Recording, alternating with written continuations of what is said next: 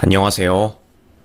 정말로 제 인생에 이런 일이 벌어질 줄은 꿈에도 몰랐는데, 기적 같은 일이 벌어져서 이렇게 사연을 작성하게 되었습니다.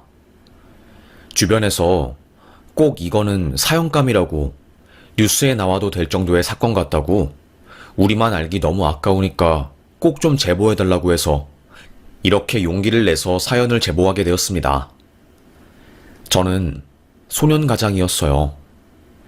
여동생 한 명과 다리에 장애가 생겨서 걷지 못하는 아버지, 그리고 할머니와 함께 살았지요. 할머니도 무릎이 아파서 제대로 걷지 못하시는 상황이었고요. 그래서 그 상황에서 돈을 벌 수 있는 사람은 저뿐이었어요. 다 쓰러져 가기 직전인 집에서 맨날 동생은 오빠 나 배고파. 너무너무 배고파. 우리 집에 쌀도 다 떨어지고 된장도 없고 반찬도 하나도 없어. 우리 이러다가 굶어 죽는 거 아니야? 어떡해. 그 어린 동생은 벌써 집 걱정을 했어요. 저는 좋은 것만 보고 좋은 것만 먹고 자라도 모자란 동생이 저 대신해서 그런 생각을 한다는 게 마음이 아팠습니다. 동생아, 그런 거는 오빠가 알아서 할 테니까 공부 열심히 해. 동생의 말을 들은 저는 바로 동사무소에 갔어요. 그때 무슨 정신이었는지는 모르겠는데, 저희 좀 도와주세요. 집에 쌀도 없고 반찬도 없어서 할머니랑 아빠, 그리고 제 여동생이 굶어 죽을 것 같아요. 제발 도와주세요. 할머니 명의로 되어 있는 지금 사는 집이 기초생활수급자 경계에 걸쳐 있어서 저희 집은 미친 듯이 가난했는데도 혜택을 단 하나도 못 받고 있었거든요. 이렇게 살다가는 정말로 굶어 죽겠다 싶어서 제가 찾아간 거였죠. 그때 동사무소에 구청장? 하여튼 되게 높은 사람이 투표 독려하려고 왔었나 봐요. 저는 어릴 때라 잘 모르는데 그 사람이 제가 애원하는 모습을 보고, 아니, 이렇게 어린애가 배고프다고 밥 좀 달라고, 쌀 좀 달라고 하는 세상이 정상이라고 생각해요? 공무원들은 월급만 따박따박 받아가지 말고 이런 소외계층을 돌봐야 할 거 아니야? 이게 뭐 하는 짓이야 정말? 호통을 치셨습니다. 그래서 거기서 복지사로 일하시는 분이 방법을 찾아보겠다고 해서 저희 집이 그날 이후로 쌀과 반찬을 지원받게 되었어요. 그리고 달동네로 봉사 오는 분들에게 저희 집 이야기를 전해줘서 그분들이 우리 할머니 목욕 봉사도 해주시고 우리 아빠와 함께 병원도 같이 가주셨어요. 아버지는 거동이 불편하셔서 혼자서는 움직이지 못하거든요. 그렇게 저는 다양한 사람들의 도움을 받으면서 일을 했습니다. 고등학교도 자퇴하고 정말 오직 어릴 때부터 집안을 위해서 살아왔던 것 같아요. 집안에 돈이 없으니까 제가 희생을 해서 어떻게든 돈을 벌어와야 하는 상황이었죠. 참 많이 힘들고 울고 싶었을 때도 있고 그랬지만 다행히 그 모든 것들을 잘 넘겼어요. 얼마나 안도가 되었는지 몰랐지요. 그렇게 저는 성인이 되었고 대학에 가는 것을 포기하는 대신에 알바와 일용직을 전전했어요. 주변에서는 대학은 무조건 나와야 한다고, 무슨 일이 있어도 대학은 가라고 했지만 저는 속으로 혼자 생각했습니다. 대학 나와서 뭐해? 그리고 당장 대학을 가려면 돈이 필요한데 내가 그 돈을 무슨 수로 벌어? 할머니랑 아빠 약값 되는 걸로도 빠듯하고, 여동생이 공부 잘하니까 여동생이 대학 간 걸로 난 됐어. 제 여동생은 공부를 무척이나 잘했어요. 이과였는데 전교 10등 안에 들 정도였지요. 그래서 저는 대학은 공부 잘하는 사람들이 가야 하는 곳으로 생각을 했고, 그래서 버는 돈은 동생의 학비로 썼습니다. 동생은 결국 명문대에 입학하게 되었고, 거기서 공부를 열심히 해서 과외도 하고, 또 어린 나이에 약대까지 합격하게 된 거였어요. 졸업하자마자 바로 약대 편입시험에 턱하니 붙은 거였죠. 저는 동생이 얼마나 자랑스러웠는지 몰랐습니다. 오빠, 이제 내가 오빠 뒷바라지 할 거야. 나 능력도 좋아. 오빠는 오빠의 가치를 높여야지 같은 시간 내에 돈도 더 많이 벌 수 있단 말이야, 오빠. 여동생의 말을 들은 저는 그때야 비로소 대학을 가야겠다고 결심을 했어요. 그때부터 미친 듯이 공부를 해서 1년 동안 정말 독서실에서 10시간 넘게 박혀 살았던 것 같아요. 사실 겉으로는 대학 왜 가냐고 필요 없다고 말했지만 속으로는 그 누구보다 대학을 가고 싶었고 대학 다니는 애들이 되게 부러웠거든요. 저는 아무래도 가고 싶은데 집안 사정 때문에 못 가고 포기한 거니까 마음속에 결핍 같은 게 생겼고요. 그래서 더 이악 물고 공부한 것 같아요.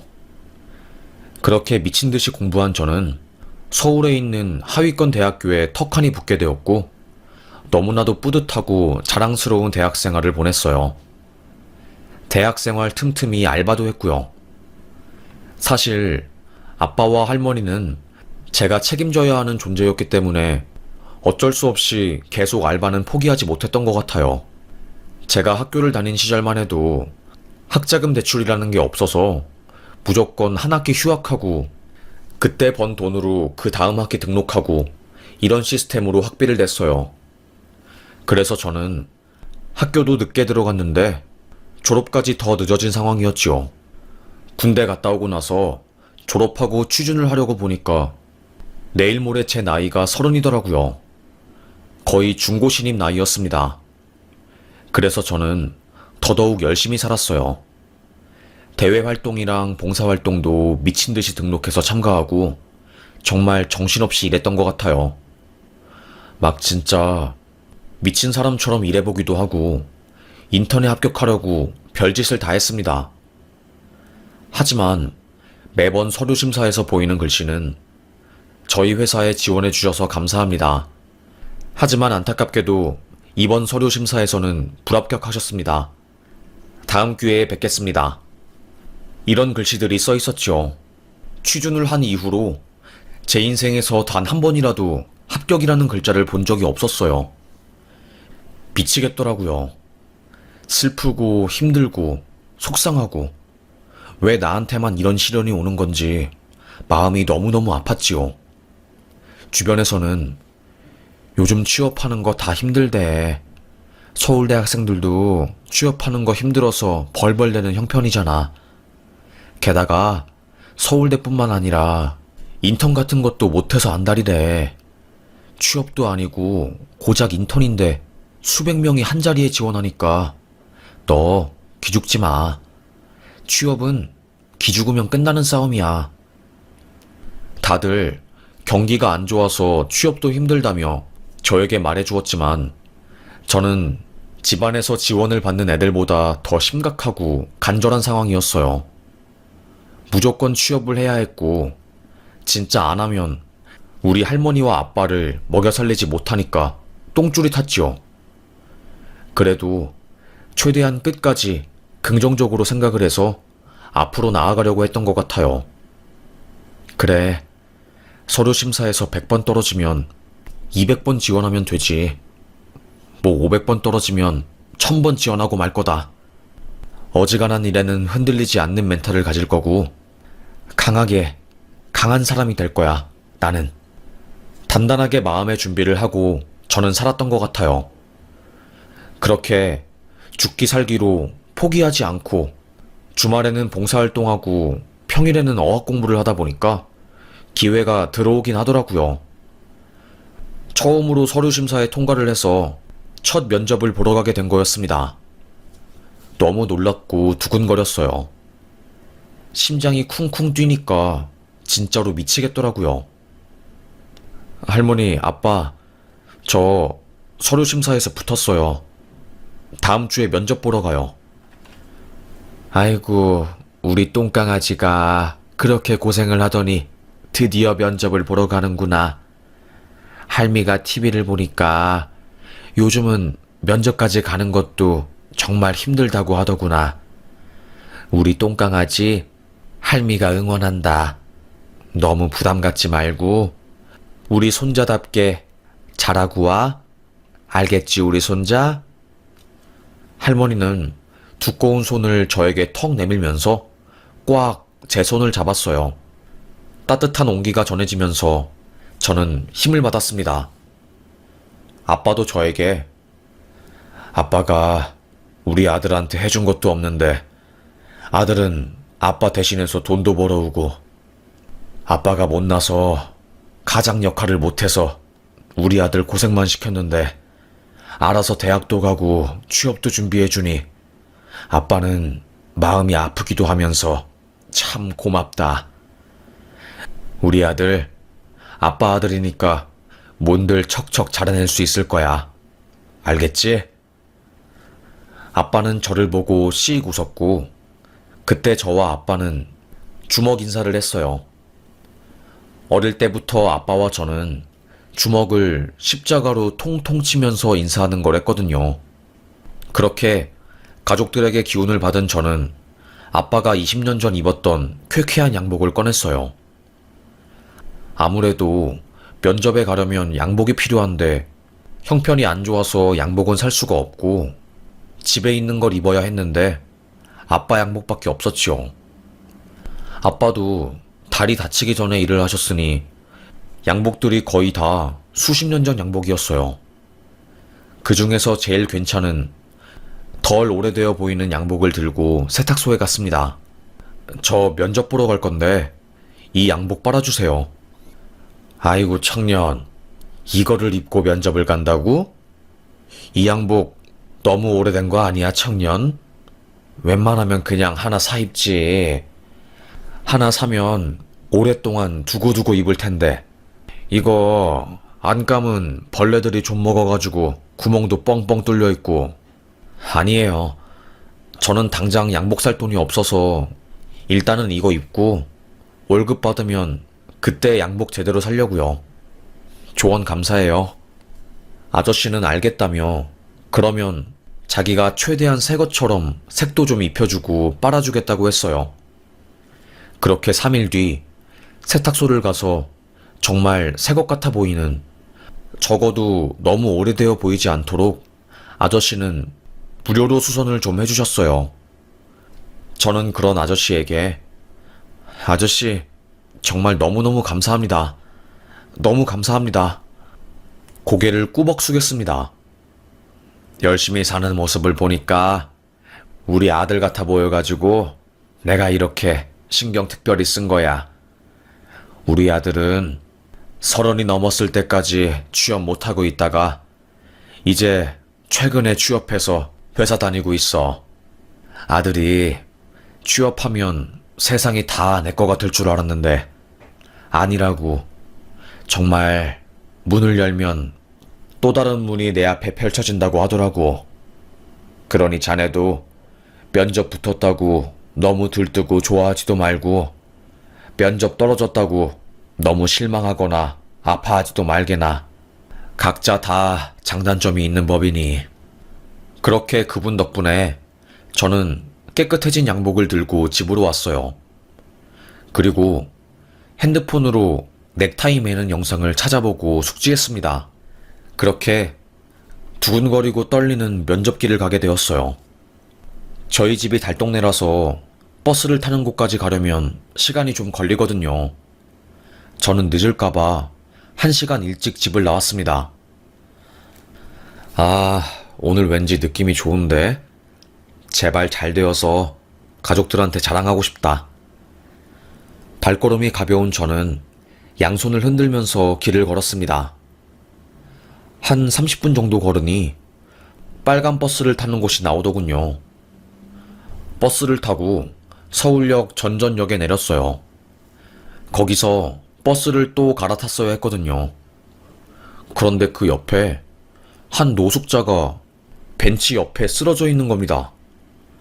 사람들은 아무렇지도 않게 그 노숙자를 무시하고 그냥 지나가더군요. 이상함을 느낀 저는 저기요, 여기서 쓰러져서 계시면 큰일 나요. 이러다가 입 돌아가면 정말 나중에 큰 병 온다고요.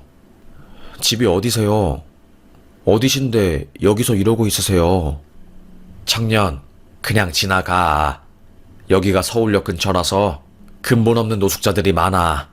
대부분 사회에서 도태되거나 사업 망해서 노숙자 신세 지는 사람들이 태반이니까 말 섞지 말고 그냥 지나쳐. 저는 놀랐습니다. 아무리 생각해도 이건 아니었어요. 그래도 사람이 쓰러져 있는데 그걸 알고도 그냥 지나치는 것은 살인미수죄 아닌가? 왜 이러는 거지? 싶었거든요. 그래서 전 그 노숙자를 흔들었습니다.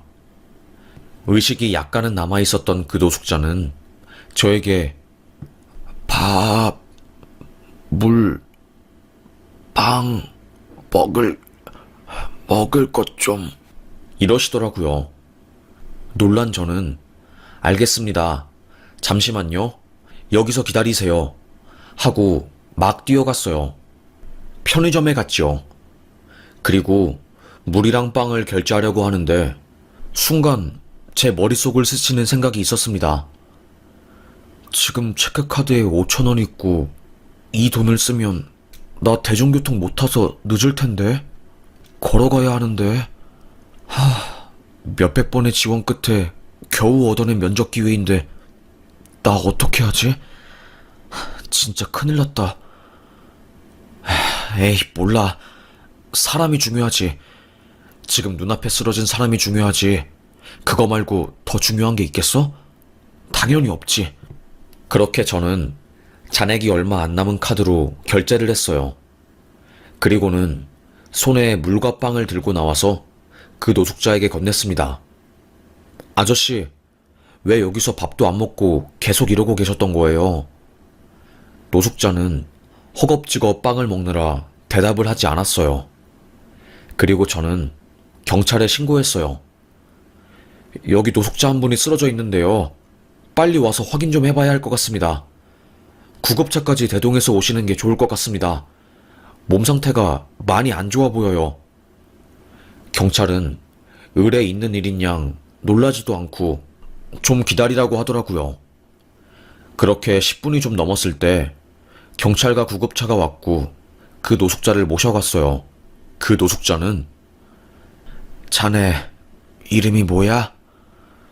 저는 김현빈입니다. 고맙네 자네. 내게 이렇게 따뜻한 온정을 나누어준 청년은 내 인생 통틀어서 자네가 처음일세. 저는 씩 웃었어요. 그리고는 그 노숙자가 구급차에 안전하게 탄 모습을 보고 저는 제 갈 길을 떠났지요. 시계를 보니까 여기서 걸어가면 면접장에 도착했을 때 30분 정도 늦겠더라고요. 아이고, 버스를 타면 10분이면 가는데 노숙자한테 빵을 사주느라 돈을 다 써버렸으니 에휴, 그렇게 저는 터덜터덜 걸어갔습니다. 최대한 빨리 가려고 노력을 했어요. 다행히 막판에 엄청 뛴 덕에 20분 정도 늦었더라고요. 저는 제가 면접 순서가 제일 마지막이길래 당연히 면접을 볼 수 있을 줄 알았는데 갑자기 그 면접 안내관이 저를 보고 말하더라고요. 김현빈 씨 맞으시죠? 면접 지금 다 끝났습니다.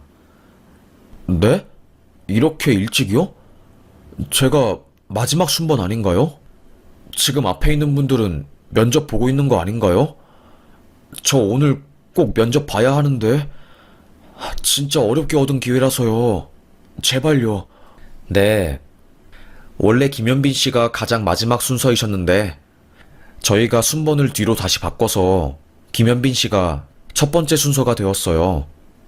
그런데 도착하지 않으셔서 두 번째 면접자분에게 기회 넘어갔고 지금 9번까지 면접 진행되었기 때문에 면접 심사에 임하실 수 없습니다. 저는 청천벽력 같았어요. 그때 제가 너무너무 후회가 되더라고요. 야, 김현빈, 너 미쳤구나. 네 앞가림 먼저 했어야지. 네가 무슨 신도 아니고 노숙자를 살린다고 나대가지고 교통비도 다 쓰고 창피해서 집에 있는 아빠랑 할머니 얼굴은 어떻게 볼래? 어? 저는 너무너무 제 자신이 바보 같았고 부끄러웠어요. 그때만큼 힘든 적도 없었던 것 같아요. 그렇게 저는 2시간이 걸려서 도착한 면접실에서 인터뷰 한번 제대로 해보지도 못하고 허망하게 축 늘어진 어깨를 끌고 집에 갔어요. 집에 가는 길을 걸어가니까 6시간이 걸리더군요.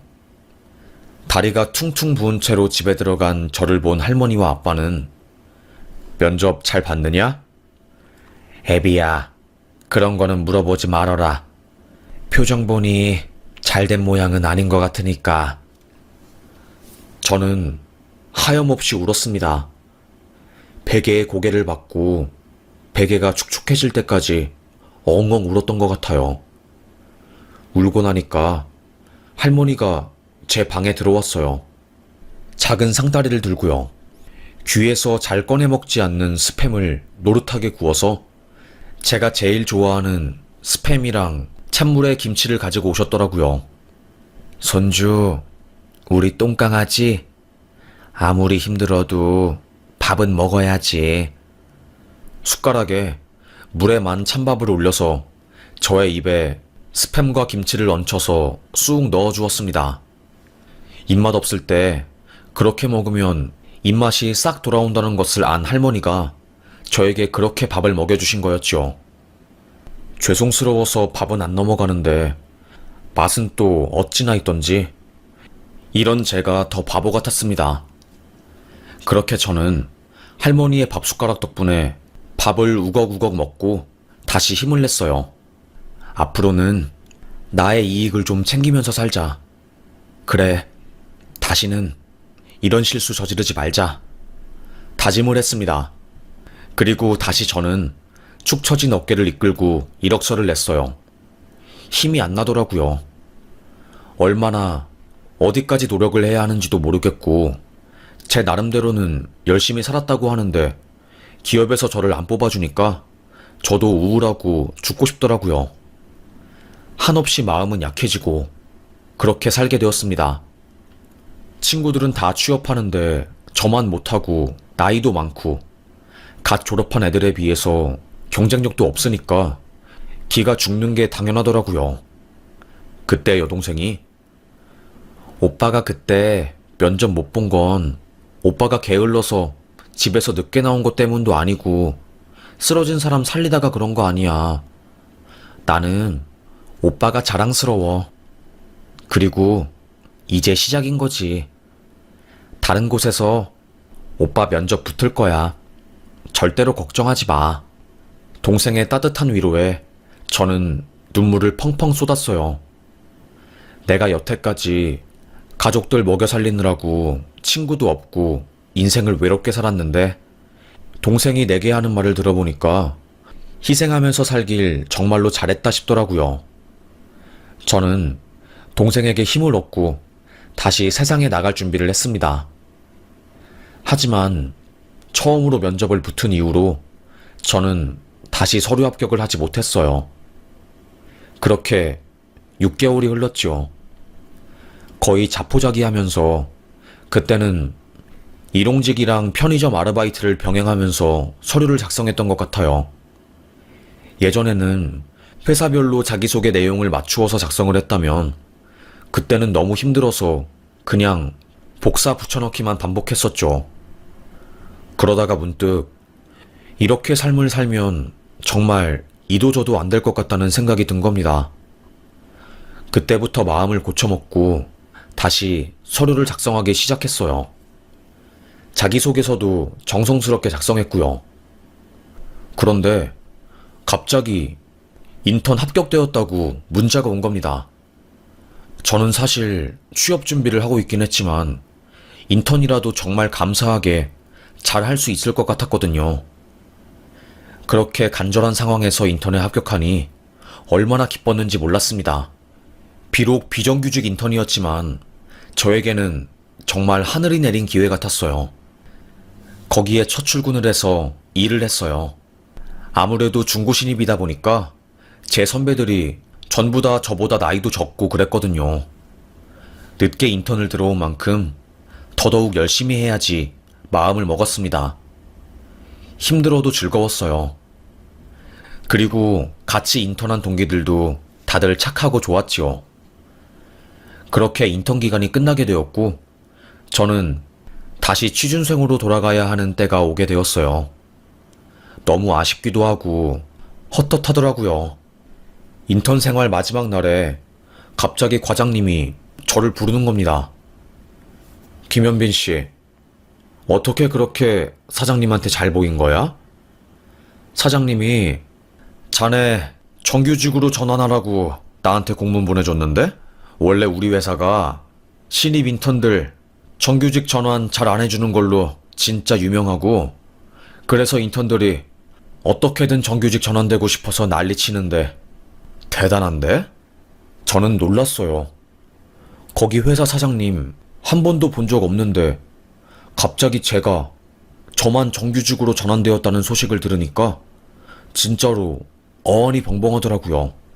이게 맞는 건가? 이게 진짜 실화인가 싶었습니다. 사장님이 저를 부른다는 말에 저는 불이 나게 사장실로 달려갔어요. 그때 사장실에 들어간 순간 저는 깜짝 놀랐습니다. 제가 몇 달 전에 길거리에서 구해준 노숙자가 사장님 옆에 앉아 있는 거였어요. 김현빈 자네가 몇 달 전에 나를 구해줬지? 우리 아들이 여기 회사 사장이야. 저는 이해가 안 되었어요. 이렇게 큰 중견기업의 사장을 아들로 둔 아버님이 뭐가 부족해서 길거리에서 노숙을 하고 그랬던 것인지 저는 알 수가 없었지요.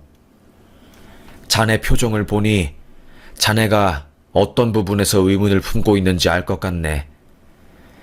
내가 사실 부모님한테 1,000억 정도 물려받았어. 형제가 3명이었는데 2명이 도박으로 지금은 삶을 마감했거든. 우리가 부모님한테 재산을 물려받기 전까지는 진짜 행복하고 사이 좋은 가족이었는데 막대한 재산을 갑자기 손에 넣으니까 동생들이 미치더군. 사람들을 깔보고 더 많은 돈을 가져서 더 많은 사람들이 자기네들한테 굽실냈으면 좋겠다고 생각한 거야. 그래서 그 돈을 가만히 가지고 있지 않고 투자하고 뭐 땅 개발하고 채굴 사업에 뛰어들고 나중에는 그걸 다 까먹으니까 까먹은 돈 다시 찾겠다고 강원랜드 가서 수십억 베팅하고 그러다가 그 재산 다 잃고 까먹어서 거기 호텔에서 마지막 선택을 했다네. 나는 절대로 내가 받은 돈을 자식에게 물려주지 않겠다고 다짐하고 나도 속세와는 먼 삶을 살겠다고 생각해서 10년 전부터 서울역 부근에서 노숙 생활을 했지. 아들이랑 아내한테는 넉넉하게 생활비 주면서. 하여튼 그렇게 내가 노숙 생활한 지 오래되었는데 그 누구도 내가 배고파서 누워있을 때 빵이나 우유를 가져다 준 적이 없었어. 자네가 처음이었지. 저는 너무 놀란 거였어요. 그때 그 노숙자 아저씨는 건강이 굉장히 악화된 상황이었고 경찰에 인계되어서 가족들의 품으로 다시 돌아간 거였어요. 그리고는 그 이야기를 자기 아들한테 들려준 거고 제 이름과 정보를 기억하고 있다가 아들한테 말하면서 나중에 이 청년을 꼭 좀 찾아줘봐. 내가 어떤 수를 써서라도 이 청년한테 보답을 해야겠어. 이렇게 말씀하신 거였죠. 그래서 아드님이 저의 정보를 기억하고 있다가 제가 인턴에 지원한 것을 알게 되었고 그때부터 저를 유의 깊게 지켜보시다가 정규직 전환을 해주신 겁니다. 저는 여기 동산 코스메틱 대표입니다. 우리 아버지를 살려주셔서 감사해요. 우리 아버지가 조금은 별나서 예전에 뉴스에 나온 적도 있거든요. 어마어마한 자산을 가지고 노숙자 생활을 하신다고요. 사람들은 다 기만한다고 손가락질했지만 알고 보면 마음에 깊은 상처를 가지고 있어서 그런 삶을 선택한 거고요.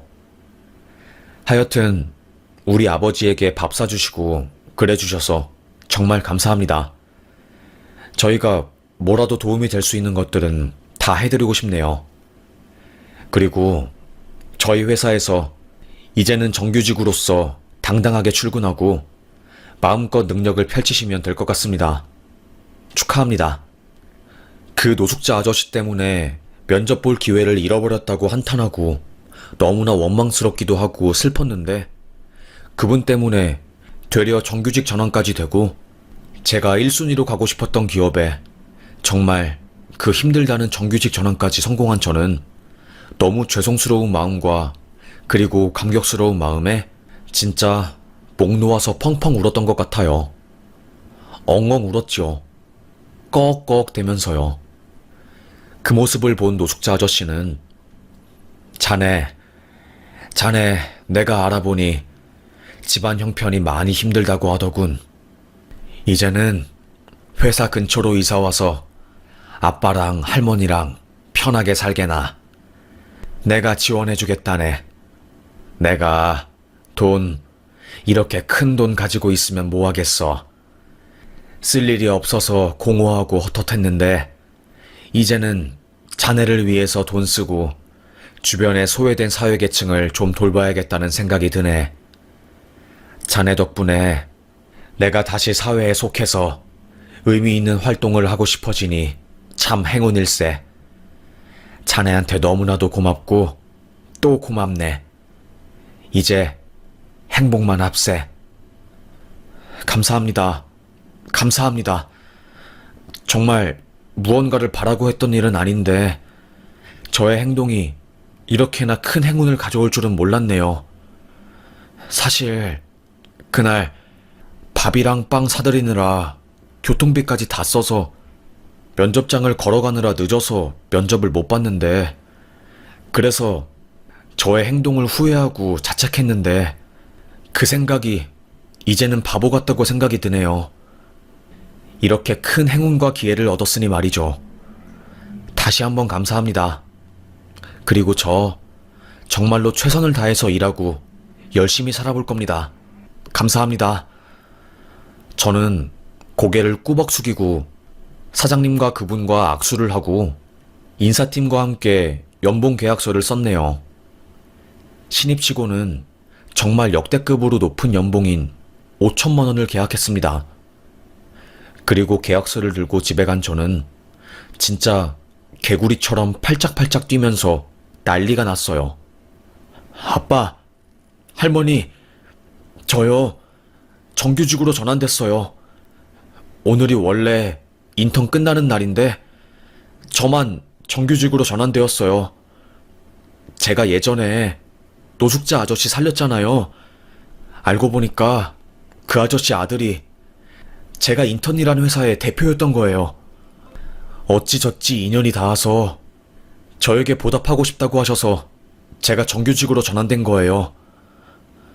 아이고, 우리 손주가 한 건 해냈구나. 나는 손주를 믿었어.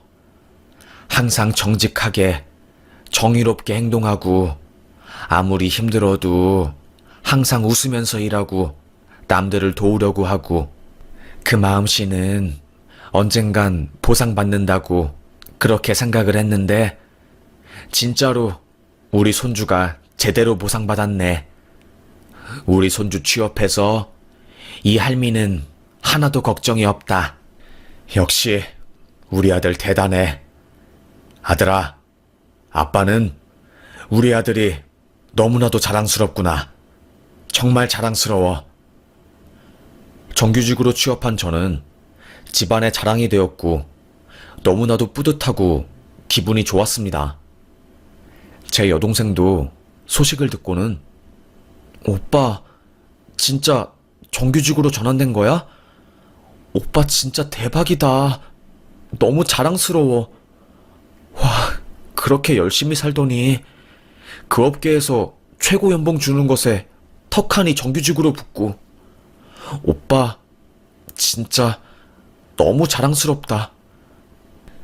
여동생은 저를 꼭 안아주었고 저는 그때 뜨거운 눈물을 흘렸네요. 그리고 얼마 지나지 않아 그 노숙자분, 아니 회장님분이 약속을 지키겠다고 용달차를 불러서 저희 집 짐을 옮겼어요. 회사 근처에 40평짜리 아파트로요. 그분 명의로 된 집이었고, 제가 조금 더 좋은 환경에서 편하게 일하고 부모님도 잘 챙겼으면 좋겠다는 마음에 저를 그렇게 세심하게 챙겨주신 겁니다. 얼마나 고마웠는지 몰랐어요. 열심히 살다 보니까 이런 행운도 오는구나. 이래서 열심히 살아야 하는 거구나. 라는 생각을 했습니다. 그렇게 저는 아파트로 이사를 가게 되었고, 들쥐 나오고, 여름에는 비가 새고, 겨울에는 추워서 동파되고, 그렇게 열악한 달동네를 벗어나서, 여름에는 시원한 에어컨 바람 나오고, 겨울에는 뜨끈한 온돌바닥이 되는 아파트로 이사가게 되었네요. 노숙자를 살린 그 경험이 이렇게 저에게 눈덩이처럼 큰 행운이 되어서 돌아올 줄은 상상도 못했습니다. 지금 아파트에서 이제 퇴근하고 누워서 사연을 쓰고 있는데 지금 제 상황이 믿기지가 않네요. 다행히 취업한 곳에서 일은 저와 너무나도 잘 맞고 얼마 전에 중국이랑 큰 계약건도 진행해서 내년에는 승진도 되고 연봉 인상도 한 차례 더 될 것 같아요. 그래서 너무 지금 즐겁네요. 고생 끝에 낙이 온다고 동생이랑 부모님 모신다고 소년 가장으로 어릴 때부터 고생하고 욕도 많이 먹고 무시도 당했는데 이제는 당당하게 대기업의 사원으로서 사회적 역할도 다하고 할머니와 아빠에게 자랑스러운 아들이 된 것 같아서 기분이 좋습니다. 그리고 친구들도 저를 만나면 정말 너야말로 인생 승리자인 것 같다고, 결국에는 성공을 쟁취하는 네가 너무나도 멋있다고 하면서 저에게 엄지를 치켜 세워줬네요. 아직도 제 친구들 사이에서 저의 이야기는 자랑거리랍니다. 노숙자를 도와줘서 면접에 듣고 거의 1년 동안 다시 백수로 살 뻔한 제가 아주 우연한 기회로 넣은 인턴 회사에서 그 노숙자를 회장님의 아빠로 만나고 정규직으로 전환되어서 두 발 뻗고 잘 수 있는 보금자리까지 얻는 상황이 결코 흔하지는 않으니까요. 전국에 있는 취준생분들에게 힘내시고, 저 같은 중고신입, 30살의 신입이었던 사람도 있으니까 각자의 자리에서 부단히 노력하고 포기하지 않는다면 반드시 자리는 생길 거라고 말해주고 싶네요. 취준생활이 얼마나 캄캄하고 아득한지는 겪어본 사람만이 느낄 수 있거든요. 헤휴, 하여튼 긴 터널은 반드시 끝이 날 것이고 그 사실을 꼭 기억하고 힘든 취준생활 잘 이겨내셨으면 좋겠습니다. 제가 응원하겠습니다. 그럼 저는 여기서 사연 마무리하겠습니다. 들어주셔서 정말 감사합니다.